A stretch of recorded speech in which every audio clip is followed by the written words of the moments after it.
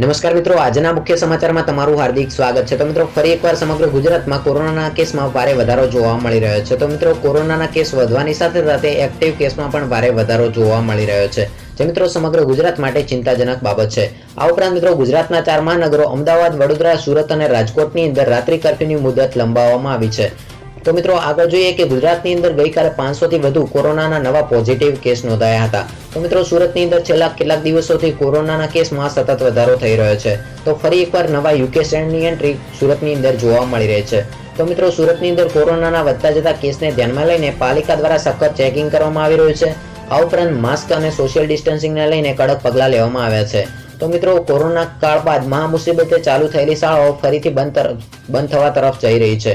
તો મિત્રો, કોરોનાની એન્ટ્રી થતાં જ સુરતની અંદર કોરોનાના કારણે વિદ્યાર્થીઓ પોઝિટિવ આવ્યા હતા, જેના કારણે મિત્રો ફરીથી શાળાઓને બંધ કરવાની ફરજ પડી હતી। તો મિત્રો, સુરતની એક શાળાઓની અંદર કોરોનાનું ચેકિંગ કરવામાં આવ્યું હતું, જેની અંદર કેટલાક વિદ્યાર્થીઓ કોરોના પોઝિટિવ આવ્યા હતા, જેના કારણે મિત્રો 1 સપ્તાહ માટે શાળાઓને બંધ કરવામાં આવી છે।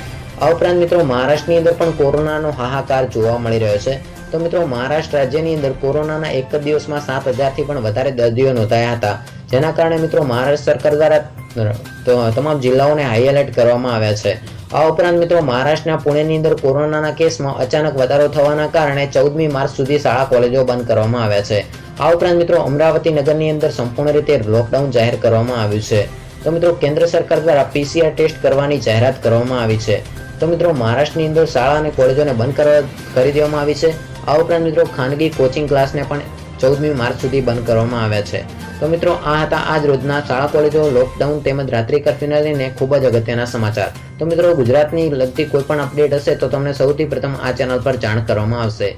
તો મિત્રો, આજનો આ વિડીયો જો તમને ગમ્યો હોય તો વિડીયોને લાઇક કરી તમારા મિત્રો સુધી જરૂરથી શેર કરજો। તો મિત્રો, આવા જ સમાચાર મેળવવા માટે આપણી આ ચેનલને સબસ્ક્રાઇબ કરજો। તો મિત્રો, ફરી મળીશું એક નવા વિડીયોમાં। જય હિન્દ, જય ભારત।